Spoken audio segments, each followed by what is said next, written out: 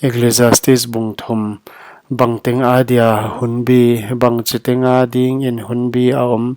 vanwai a thiltup chiteng ading in hun pian hun le si hun suan hun le suan sa bo khia khun tha hun le hi dam hun phel hun le lam non hun ka hun le nui hun sun hun le lam hun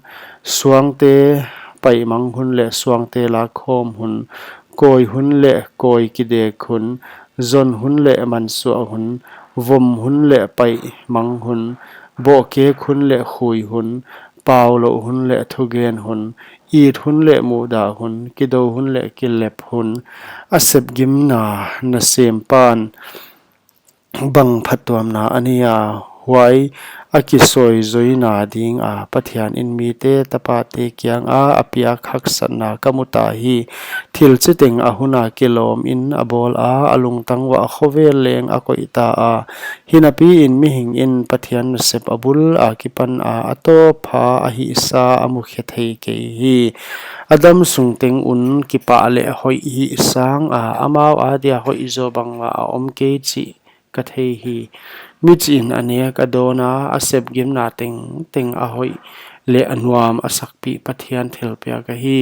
bangpe pathian in a hi tang tonin a om ding chi kathei a huai a abang ma akikoi thei ke dinga huai a kipan in bang ma akki la khethei sam ke ding pathian in a hi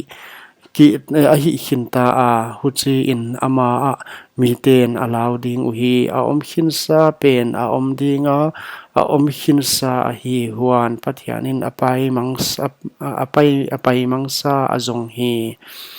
leitunga diklo na huchi in ni noya vai hom na mun a gitlo na a om chi leng kamu hi huan dik na muna gitlo na waya a om hi kalung tangin pathianin midik tat le migilo angai to ding thiltup chiteng le na sep chiteng ading in hun a om kachi hi kalung tangin mi te ta pa te ziakin a hi pathianin amau a ettela amau ma agam sa bang lel a hi danu akithei na ding un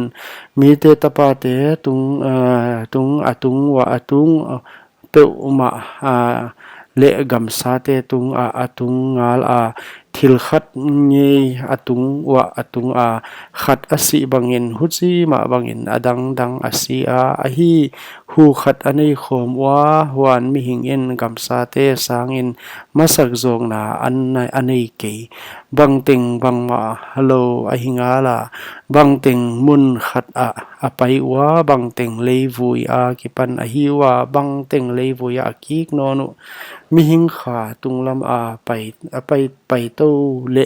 gamsa khan wai lama pai suk a hi dan kwa a hi thei hoi zakin mi hing in sep te a kipan ding sang a hoi zo bang ma a om ke chi ka thei hi huai atan tuan a hingala ama anung in bang a hi dia chi muding in ama kwan hon pi non a hi ale